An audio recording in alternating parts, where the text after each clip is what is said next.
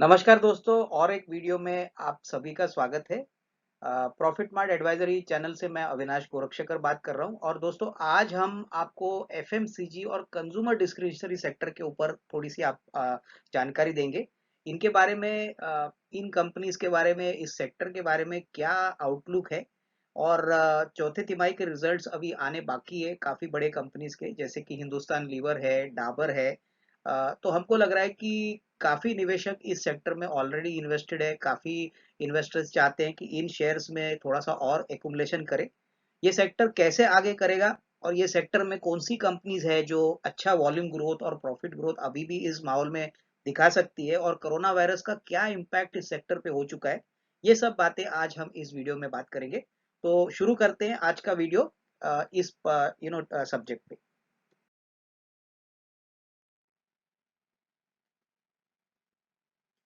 तो दोस्तों, fast moving consumer goods और कंज्यूमर डिस्क्रिशनरी कंपनीज का भी हाल वही है, क्योंकि ओवरऑल जो इकोनॉमी में लॉकडाउन का इफेक्ट है उसका सीधा इम्पैक्ट डिमांड और सप्लाई चेन पे हुआ है। सप्लाई चेन का मतलब जो ये कंपनीज है इनके लिए जो रॉ मटेरियल का जो सामान इनके सप्लायर सप्लाई करते थे वो बिल्कुल ठप हो चुका है।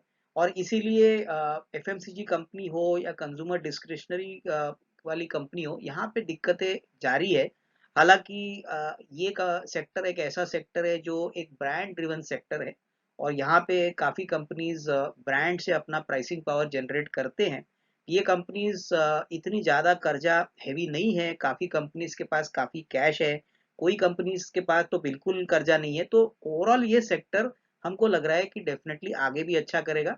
और दूसरी बात, काफी कंपनियां ये जो सेक्टर में है वो बेसिकली इसेंशियल प्रोडक्ट्स बनाती है। अभी इसेंशियल प्रोडक्ट्स का मतलब क्या हुआ कि ये रोज जो कंज्यूमिंग वाली जो प्रोडक्ट्स होती हैं जैसे डेयरी है, जैसे इसेंशियल कमोडिटीज है, यहाँ पे जो डिमांड है वो एक तरीके से कंपलसरी है हमारे रोज के जीने के लिए। और इसीलिए शायद ये एक ऐसा सेक्टर है जो हम पहले भी इसको एक डिफेंसिव सेक्टर मानते थे और अभी ऐसे माहौल में भी ये एक डिफेंसिव सेक्टर है जो अभी भी अच्छी खासी growth medium to long term में दिखाने की कैपेसिटी रखता है।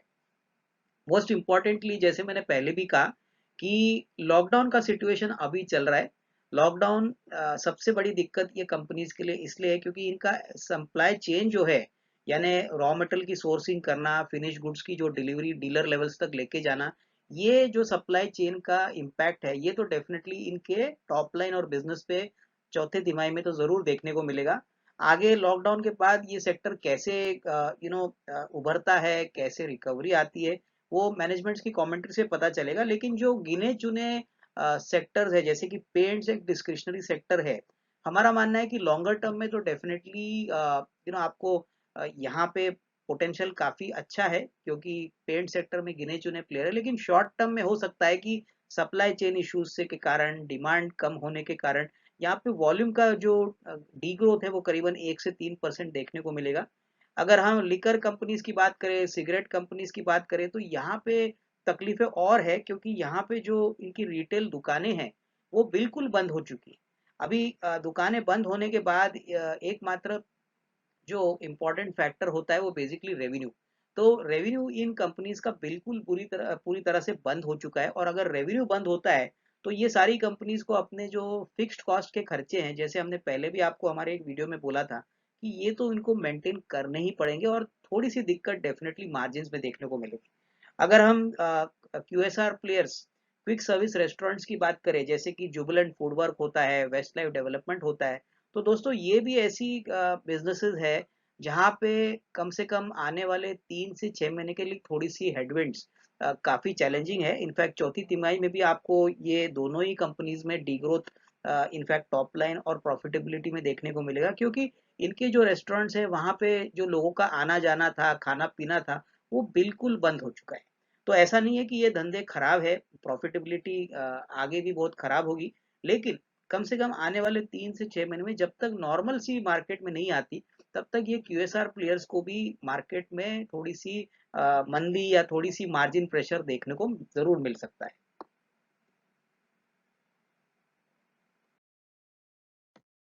अभी दूसरी बात, हमको लग रहा है कि जो भी रिकवरी है बेसिकली डिमांड के पॉइंट ऑफ व्यू से अगर हम कंज्यूमर ड्यूरेबल या कंज्यूमर गुड्स की बात करें तो ये सेगमेंट जो है यहाँ पे भी थोड़ी बहुत दिक्कतें देखने को मिलेगी। ऐसा नहीं कि immediately short to medium term में कोई बड़ी रेटिंग आएगी। इसका मात्र एक कारण है कि यहाँ पे जो वर्कर फैक्ट्रीज में काम करते थे वो ज्यादातर माइग्रेंट वर्कर्स होते थे। अभी माइग्रेंट वर्कर्स का मतलब है कि वो यहाँ के नहीं थे, कोई दूसरे स्टेट के थे। और जैसे हमने न्यूज़पेपर रिपोर्ट से देखा है कि माइग्रेंट वर्कर्स काफी हद तक निकल गए हैं, काफी लोग फैक्ट्रीज पे नहीं आ रहे। और इस कारण हो सकता है कि जो सप्लाई चेन है वो इन कंपनीज के लिए काफी भारी मात्रा से ये सफर कर सकते हैं। हालांकि अभी भी हमने देखा है कि जो इसेंशियल गुड्स है वहां पे ही ज्यादातर 40-50% की कैपेसिटी यूटिलाइजेशन से कम लोगों के साथ, कम वर्कर्स के साथ लोगों ने फैक्ट्रियां ओपन की है। लेकिन अभी भी कोई बड़ी ऐसी मात्रा में ये प्रोडक्शन चालू नहीं हुआ है। अगर हम कंज्यूमर ड्यूरेबल की बात करें, जैसे वॉशिंग मशीन हो गया, रेफ्रिजरेटर हो गया, किचन अप्लायंसेस हो गए, तो ये सेगमेंट के लिए भी बहुत बड़ी दिक्कतें हैं। क्योंकि इनका जो मार्च टू मई का जो सीजन होता है वो पीक सीजन होता है। एसी और फैन का जो बिजनेस है वो ज्यादातर इस समय जाता है, क्योंकि गर्मी के टाइम पे ही ये ज्यादा प्रोडक्ट्स बिकते हैं। और हमको लग रहा है कि इस बार लॉकडाउन ऐसे समय पे आया है जहाँ पे इनके सेल्स डेफिनेटली इम्पैक्ट होंगे। अगर हम रूम एयर कंडीशनर्स की बात करें, कूलर की बात करें, वॉशिंग मशीन्स की बात करें और इलेक्ट्रिकल इक्विपमेंट की बात करें, तो ये ऐसे सेगमेंट है जहाँ पे जरूर कंपनीज को अपनी टॉप लाइन और अपनी प्रॉफिटेबिलिटी बढ़ाने में दिक्कत रहेगी। और सबसे बड़ी बात, ये कंपनीज को ज्यादातर वर्किंग कैपिटल इंटेंसिव बिजनेस होने के कारण इनके लिए ज्यादा लिक्विडिटी होना बहुत जरूरी है। वर्किंग कैपिटल अगर बैंक इस समय इनको देती नहीं है या इनका इन्वेंट्री अगर बिकती नहीं है, तो जो खर्चा है वर्किंग कैपिटल का और इन्वेंट्री क्लियर करने का, वो भी इनके लिए एक दिक्कत भरा मामला हो सकता है। तो इसलिए मेरा मानना है कि अगले 3 से 6 महीने के लिए इस सेक्टर में कोई बड़ी री रेटिंग आएगी ऐसा नहीं लग रहा है। क्योंकि ओवरऑल जो इनकम है वो कम हो चुका है, फिक्स कॉस्ट बढ़ने वाले हैं, और प्लस जो वर्किंग कैपिटल इश्यूज है और जो सीजन के सेल्स है वो इस समय लॉकडाउन के कारण ये कंपनीज को काफी नुकसान होने की पॉसिबिलिटी है। तो नेक्स्ट 3 to 6 मंथ्स हमको लग रहा है कि सेक्टर थोड़ा सा सेटल होगा। और उसी के बाद मेरे ख्याल से कोई ना कोई बाइंग अपॉर्चुनिटी आएगी। ऑब्वियसली नॉर्मल सी आने के बाद ही मार्केट्स में हमको लग रहा है कि यहाँ पे थोड़ा निवेश करने का मौका है। बट हो सकता है कि चौथी तिमाही के बाद कमेंट्री जो मैनेजमेंट देगी डिमांड आउटलुक पे, बिजनेस आउटलुक पे, वो इन शेयरों पे इनिशियली थोड़ी बहुत प्रभावित ज्यादा रहेगी।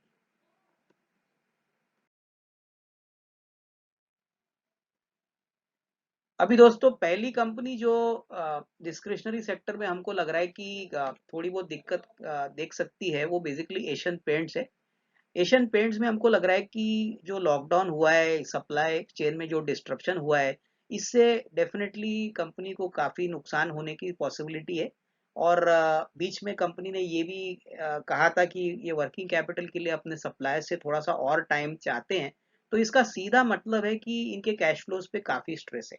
ऐसा नहीं है कि कंपनी आगे अच्छा नहीं करेगी, कंपनी अच्छी नहीं है, लेकिन short term challenges definitely company के लिए रहेंगे। और इस कारण हमको लग रहा है कि चौथे तिमाही की जो सेल्स आएंगे वहां पे जो कामकाजी मुनाफा है वो करीबन 53% गिरने का अनुमान है। करीबन 3,500 करोड़ का आंकड़ा हमको दिख रहा है। और जो प्रॉफिट आफ्टर टैक्स है, माफ कीजिए, पीबीटी है, वो करीबन 775 करोड़ होगा। बट यहाँ पे भी हमको लग रहा है कि आगे का जो ग्रोथ आउटलुक होगा और जो मैनेजमेंट की कमेंट्री रहेगी वो काफी इंपॉर्टेंट रहेगी। क्योंकि मार्केट्स एक बात तो जरूर जानता है कि चौथी तिमाही के रिजल्ट्स इतने खास आने वाले नहीं है। पर अप्रैल टू जून और जुलाई टू सितंबर के क्वार्टर में मैनेजमेंट का क्या आउटलुक है और क्या कॉन्फिडेंस है, ये देखने के बाद ही शेयर में एक थोड़ी तेजी का माहौल हो सकता है। तो डेफिनेटली यहाँ पे भी हम समझते हैं कि जिनके पास है वो होल्ड करे। बट फ्रेश निवेश इस बार करना जरा डिफिकल्ट लग रहा है। तो डेफिनेटली इसमें भी थोड़ी सी हम समझते हैं कि थोड़ी सी कॉशन और वेट एंड वॉच पॉलिसी से ही काम करें। दूसरी जो कंपनी बेसिकली काम करती है वो पिडलाइट है। पिडलाइट में दोस्तों ये एक कंज्यूमर डिस्क्रिशनरी इंडस्ट्रियल सेगमेंट में ऑपरेट करती है। और हालांकि कंपनी की बैलेंस शीट, कंपनी की प्रॉफिटेबिलिटी, कंपनी का मार्केट शेयर बहुत बढ़िया है। इस कंपनी को भी थोड़ा सा डिमांड स्लो डाउन से जूझना पड़ेगा। क्योंकि कोरोना वायरस से हुआ हुआ है कि उनकी फैक्ट्रियां बंद है, सप्लाई चेन का इम्पैक्ट आ चुका है। और इस खराब माहौल में हमको लग रहा है कि टॉप लाइन ग्रोथ जो है वो करीबन 3 से 4% नीचे आएगी। करीबन हमारा मानना है कि चौथी तिमाही में आपको टॉप लाइन थोड़ा सा कमजोर दिखाई देगा, करीबन 1691 करोड़ का हमारा अनुमान है।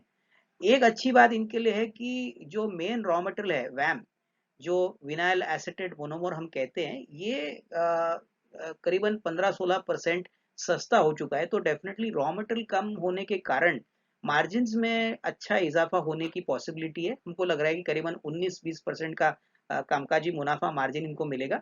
और इसी कारण से जो बॉटम लाइन है, यानी जो प्रॉफिट आफ्टर टैक्स है, वो इस क्वार्टर में करीबन 260 करोड़ आने का एक्सपेक्टेशन है, जो करीबन 9% आपको पिछले क्वार्टर प्रीवियस ईयर के हिसाब से ऊपर देखने को मिलेगी। तो ये एक ऐसी कंपनी है जो ऐसे खराब माहौल में भी नंबर अच्छी दिखाएंगी। लेकिन आगे का रोड मैप क्या है, आगे का रेवेन्यू गाइडेंस क्या है, बिजनेस आउटलुक क्या है, इसी के ऊपर आगे स्टॉक की री रेटिंग और आउटलुक डिसाइड किया जाएगा। तो मैं समझता हूँ रिजल्ट्स आने के बाद ये क्लियर होगा। तब तक मेरे ख्याल से निवेशकों को इस स्टॉक को होल्ड करना चाहिए, कोई जल्दबाजी ना करे, और हो सकता है कि आपको ये स्टॉक निचले लेवल पे आगे मिल सकता है।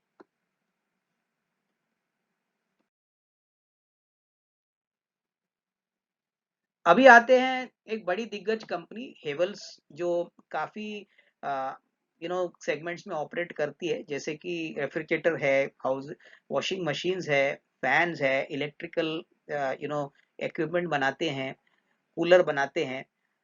तो इस कंपनी का जो आउटलुक है वो हमको लग रहा है काफी खराब होने की उम्मीद है, क्योंकि जैसे मैंने अभी पहले कहा कि consumer durable, consumer appliances, kitchen appliances, plus जो रेफ्रिजरेटर सेगमेंट, कूलर सेगमेंट, ये काफी हद तक इस क्वार्टर में सफर होने की चांसेस लग रहे हैं, क्योंकि ये सीजन इनके लिए काफी खराब हो चुका है। लॉकडाउन होने के कारण इनको सेल करने को नहीं मिला है।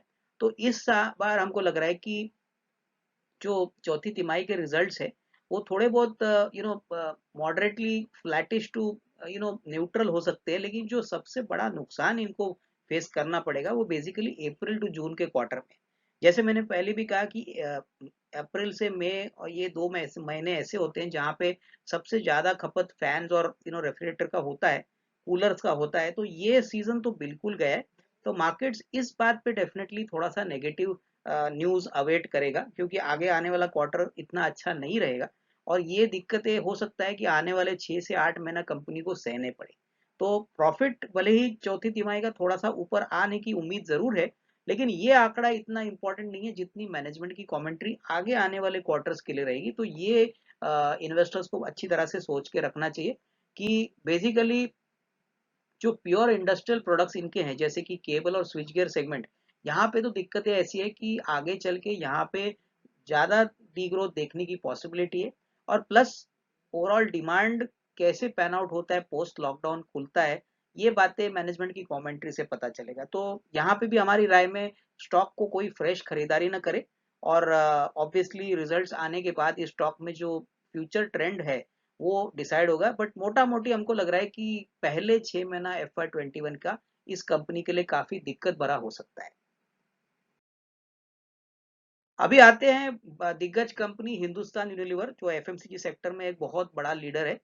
हमको लग रहा है कि यहाँ पे वॉल्यूम ग्रोथ करीबन 6-7% वॉल्यूम ग्रोथ होगा, और करीबन 8% टॉप लाइन ग्रोथ, यानी जो कामकाजी इनकम होगा। मोस्ट इम्पॉर्टेंटली जो डिस्क्रिशनरी कैटेगरी के जो प्रोडक्ट्स है, जैसे मैंने पहले भी कहा कि पर्सनल केयर है, फूड डिवीजन है, कॉस्मेटिक्स है, यहाँ पे कटौती और डिमांड की कमतरता जरूर देखने को मिलेगी। हालांकि जो इसेंशियल कैटेगरीज है, जैसे कि पर्सनल वॉश सेगमेंट है, सोप्स है, शैम्पू है, सैनिटाइजर्स है, यहाँ पे हो सकता है कि थोड़ी बहुत इम्प्रूवमेंट इनको देखने को मिले। ओवरऑल मार्जिन में हमको लग रहा है कि थोड़ा सा इजाफा पॉजिटिवली होगा, क्योंकि रॉ मटेरियल की कीमतें कम हो चुकी है। तो इसका फायदा कंपनी को जरूर मिलेगा, करीबन 80 से 90 बेसिस पॉइंट्स की इंप्रूवमेंट हमको लग रहा है कि मार्जिन में देखने को मिलेगा। और इसी कारण से जो रॉ मटेरियल कीमतें कम हुई है, इसी कारण से जो प्रॉफिट आफ्टर टैक्स है वो करीबन 1680 करोड़ इस क्वार्टर में आने की उम्मीद है। दोस्तों, ये कंपनी ने लगातार वॉल्यूम ग्रोथ अच्छी तरह से मेंटेन किया है, लेकिन यहाँ पे भी हमारा अनुमान है कि अगर ये लॉकडाउन ज्यादा दिन के लिए चलता है तो definitely demand point of view से इनके लिए भी दिक्कतें बढ़ेंगी। हालांकि ये कंपनी ने लगातार 5 से 10 साल में चैलेंजेस को अच्छी तरह से जूझ कर इनको अच्छी तरह से फेस करके आउट परफॉर्मेंस दिखाया है। तो हमको लग रहा है कि यहाँ पे भी मैनेजमेंट कमेंट्री काफी इंपॉर्टेंट रहेगी, स्पेशली डिमांड आउटलुक, रेवेन्यू और वॉल्यूम गाइडेंस को लेके। तो ये डेफिनेटली कंपनी, हमको लग रहा है कि कोई भी गिरावट अगर आती है तो निवेशकों को इस कंपनी पे जरूर नजर रखना चाहिए, क्योंकि हमको लग रहा है कि जब भी नॉर्मल सी आएगी, बाउंस बैक पहला हिंदुस्तान लीवर के लिए आएगा, क्योंकि ये कंपनी के पास ज्योग्राफिकली जो नेटवर्क, जो बैलेंस शीट है, जो मार्केट शेयर है, वो बहुत ही सिग्निफिकेंटली अच्छा है और अपने कॉम्पिटिटर से ये काफी आगे है। अभी एफएमसीजी कंपनीज में मेरिको की बात करते हैं। मेरिको का इस बार का जो चौथे तिमाही का रिजल्ट आएगा वो दोस्तों काफी खराब होने की उम्मीद है। पहली बात तो डोमेस्टिक बिजनेस वॉल्यूम करीबन 2% गिरने के अनुमान है। टॉप लाइन यानी कामकाजी इनकम भी करीबन 5-6% गिरने का अनुमान है। और सबसे बड़ी बात जो इस कंपनी को दिक्कत है वो ये है कि कंपटीशन हेयर ऑयल कैटेगरी में काफी हद तक बढ़ रहा है। इनका जो पैराशूट ब्रांड है वो काफी हद तक अच्छा चल रहा है, लेकिन कंपटीशन बढ़ रहा है, कंपटीशन ज्यादा डिस्काउंट दे रहा है, कीमतें कम कर रहा है। तो इसका मतलब क्या है कि इसमें डेफिनेटली कंपनी को थोड़ा सा मार्जिन प्रेशर देखने को मिलेगा।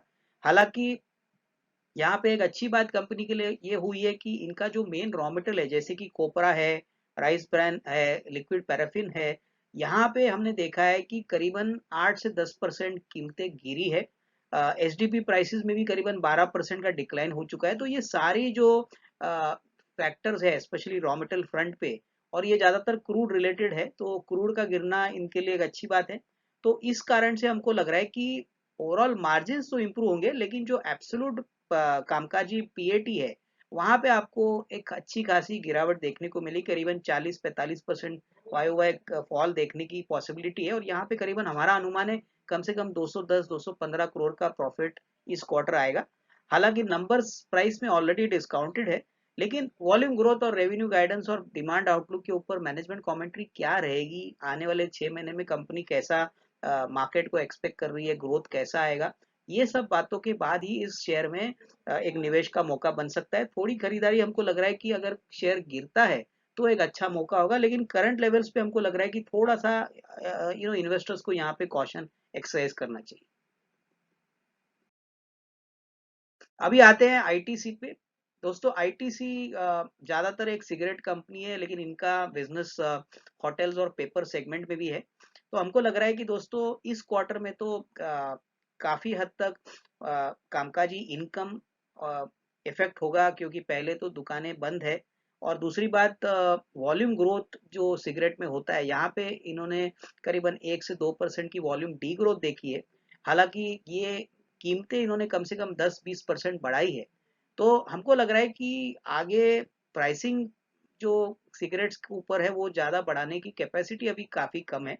सिगरेट सेल वॉल्यूम हो सकता है कि आगे आने वाले दिनों में अच्छी खासी डिक्लाइन देखने को मिलेगी, क्योंकि इनका ज्यादातर कारोबार छोटे किराना स्टोर और छोटे दुकानों से होता है जो बिल्कुल बंद है।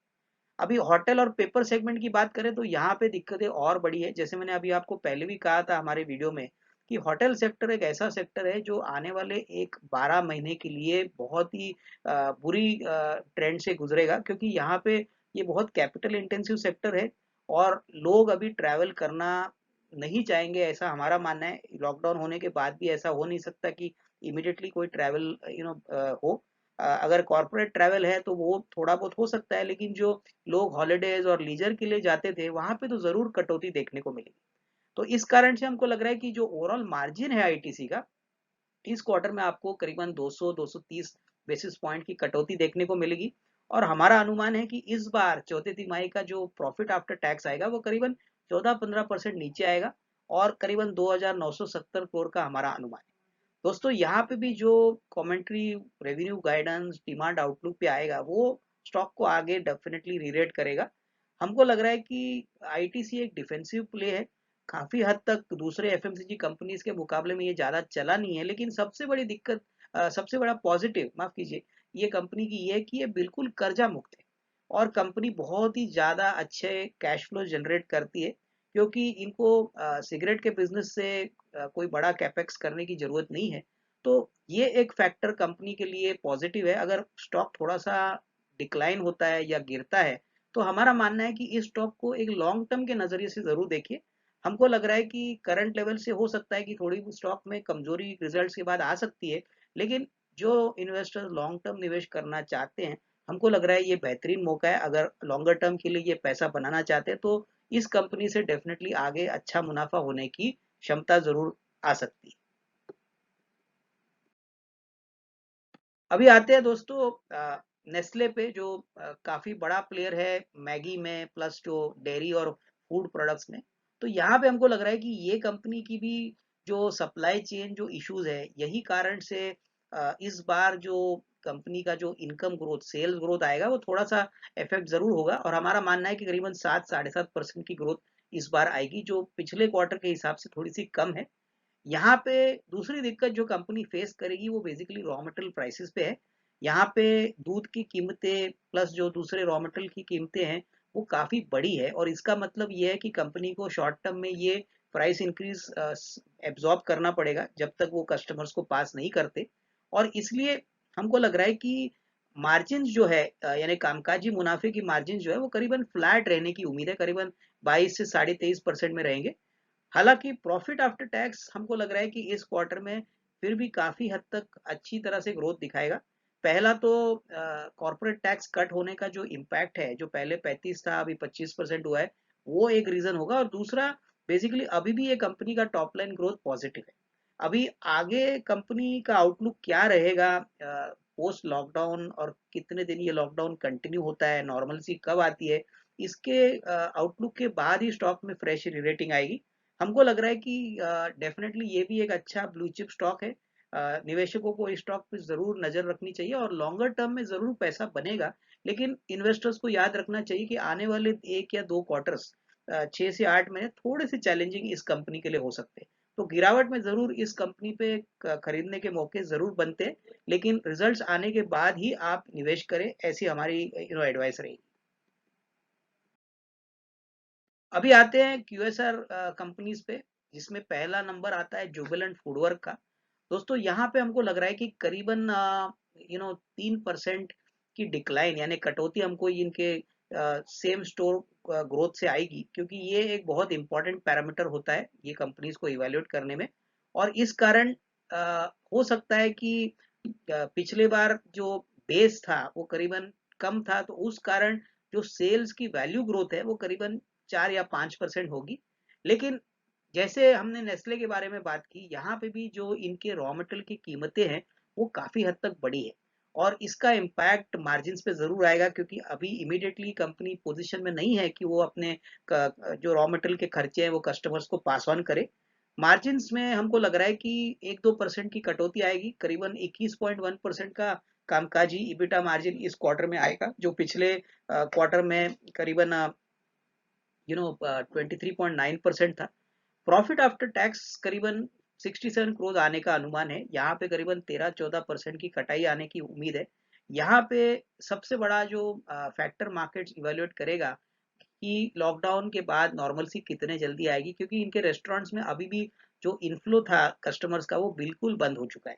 और ये नॉर्मलसी होने के लिए हमारा मानना है कि कम से कम 3 से 6 महीना लगेंगे, और होपफुली सितंबर 20 के बाद हमको लग रहा है कि वापस ग्रोथ नॉर्मल लेवल्स पे रिज्यूम होगा। तो कोई भी गिरावट अगर यहाँ पे भी आती है तो इन्वेस्टर्स को डेफिनेटली वॉचफुल रहना चाहिए।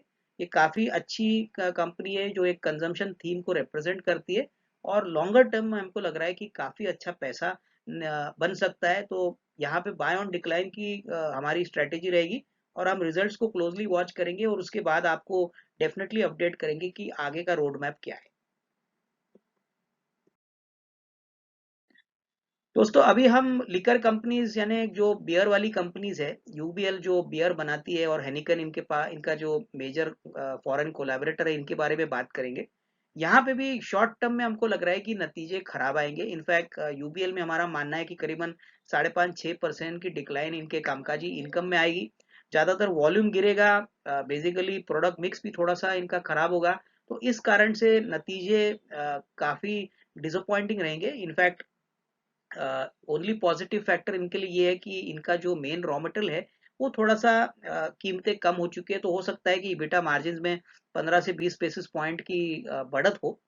ओवरऑल हमको लग रहा है कि जो कामकाजी मुनाफा है वो इसलिए बढ़ेगा क्योंकि रॉ मटेरियल की कीमतें कम हो चुकी है, तो यहाँ पे करीबन 7-8% की ग्रोथ का अनुमान इस क्वार्टर में हमको है।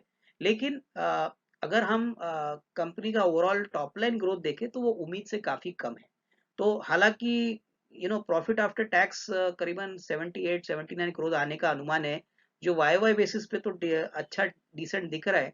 आगे का जो रोड मैप है दोस्तों वो काफी इंपॉर्टेंट रहेगा, नंबर से ज्यादा मार्केट आउटलुक जो मैनेजमेंट की होगी, डिमांड पे, वॉल्यूम पे, और किस प्रकार से लिकर के बिजनेस वापस सेट होते हैं, क्योंकि काफी स्टेट्स ने लिकर स्टॉक्स खोलने की बातें की है। हालांकि अभी पैन इंडिया नहीं हुआ है, तो मार्केट्स क्लोजली वॉच करेगा कि नॉर्मल सी कब आए। तो यहाँ पे भी हमारा मानना है कि करंट लेवल से डेफिनेटली स्टॉक में ज्यादा कोई डाउनसाइड तो दिख नहीं रहा है, लेकिन अगर लॉकडाउन काफी देर तक अगर कंटिन्यू होता है और लिकर शॉप्स खुलते नहीं है, तो देन डेफिनेटली इसमें थोड़ी सी कंपनी में दिक्कतें आ सकती है। तो रिजल्ट्स के बाद हम आपको अपडेट जरूर करेंगे, लेकिन ओवरऑल हमको लग रहा है कि लॉन्गर टर्म में इस कंपनी में जरूर एक निवेश का मौका बन सकता है। अभी आते हैं एफएमसीजी के और एक दिग्गज कंपनी डाबर के पॉइंट ऑफ व्यू से।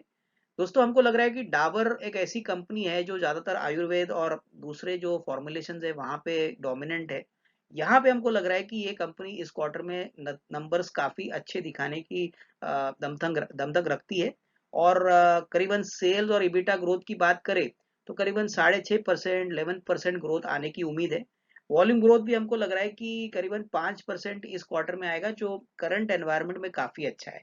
यहाँ पे सबसे बड़ी जो बेनिफिट कंपनी को मिलेगी वो है कि इनके जो ओवरऑल कामकाजी मार्जिन है वो कम से कम 50 बेसिस पॉइंट इंप्रूवमेंट होने की पॉसिबिलिटी है। इसका मेन कारण ये है कि जो मेन रॉ मटेरियल है वो कमोडिटी ड्रिवन है। क्रूड ऑयल रिलेटेड जो भी पैकेजिंग कॉस्ट है, रॉ मटेरियल्स है, यहाँ पे काफी अच्छी तरह से कटाई देखने को मिली है, और इसका फायदा कंपनी को जरूर मिलेगा। और इस कारण हमको लग रहा है कि इबिटा में 11% का ग्रोथ, और जो बॉटम लाइन यानी प्रॉफिट आफ्टर टैक्स इस क्वार्टर में हमको लग रहा है कि 8 से 9% बढ़ने की उम्मीद है, जहां पे हमारा अनुमान है करीबन 400 से 406 करोड़ का आंकड़ा आने की उम्मीद है।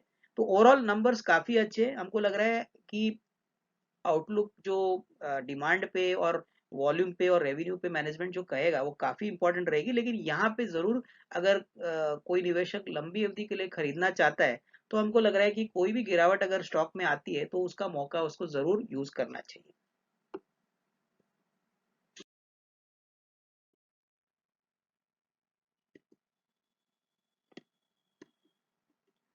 दोस्तों कंक्लूजन में मैं यही कहूंगा कि ये एक ऐसा सेक्टर है जहाँ पे लॉकडाउन शुरू होने के बाद सप्लाई चेन यहाँ पे बहुत बुरी तरह से इफेक्ट हो चुका है, लेकिन अभी भी ये कंपनीज का सबसे बड़ा जो प्लस पॉइंट है वो बेसिकली ये सारे कंपनीज ब्रांडेड बिजनेस से अपना रेवेन्यू निकालते हैं, मार्जिन प्रेशर बहुत कम है, और प्राइसिंग पावर इनके पास बहुत है। तो डेफिनेटली आने वाले 3 से 6 महीने के लिए तो दिक्कतें हो सकती है, लेकिन जो प्योर कंज्यूमर ड्यूरेबल कंपनीज है, इलेक्ट्रिकल कंपनीज है, रूम एयर कंडीशनर वाली कंपनी है, फैन बनाने वाली कंपनी है, यहाँ पे दिक्कतें थोड़ी ज्यादा हो सकती है, क्योंकि ये ज्यादातर वर्किंग कैपिटल और बेसिकली लो मार्जिन पे काम करने वाली कंपनी है। तो ओवरऑल जैसे हमने हमारे वीडियो में बताया है कि आपको ब्रांडेड बिजनेस पे ही रहना है, और जहाँ पे दिग्गज कंपनी है वहां पे कोई भी गिरावट अगर आती है तो डेफिनेटली इसका फायदा आपको लेना है, क्योंकि ओवरऑल डिमांड रिकवरी के लिए हमको लग रहा है कि कम से कम 4 से 6 महीना जरूर लगेगा। और इसका मतलब यही है कि सितंबर अक्टूबर के बाद ही हमको नॉर्मल सी इस सेक्टर में देखने को मिलेगी। हालांकि ये सेक्टर में हमको लग रहा है कि कंडीशन होटल टूरिज्म या एयरलाइन के मुकाबले काफी अच्छी है। तो डेफिनेटली निवेशक इस सेक्टर को क्लोजली वॉच कर सकते हैं, और जरूरत पड़ने पे कोई गिरावट अगर आती है तो अपने पोर्टफोलियो में जरूर थोड़े क्वांटिटीज में इस सेक्टर के शेयर्स एक्यूमुलेट कर सकते हैं। तो दोस्तों उम्मीद है आपको इस वीडियो की जो इन्फॉर्मेशन हमने आपको शेयर की काफ़ी पसंद आई होगी। हमको आपका फीडबैक ज़रूर भेज दीजिए। हमारा जो प्रॉफिट मार्ट का जो यूट्यूब चैनल है वहाँ पे आप आपके कमेंट्स वहाँ कंटेंट बॉक्स में ज़रूर डाल के हमको बता सकते हैं। कोई और क्वेश्चन है या और कोई कंपनी के बारे में या सेक्टर के बारे में हम हमको आपको अगर पूछना है तो आप वो भी पूछ सकते हैं। हम पूरी तरह से कोशिश करेंगे कि सारा जो आपका कमेंट्स है वो ज़रूर आपको इस मीडियम से आपको बताए। तो दोस्तों इसी के साथ आज हम ये वीडियो समाप्त करते हैं। उम्मीद है आप सभी को पसंद आ गया होगा। Thank you very much. धन्यवाद।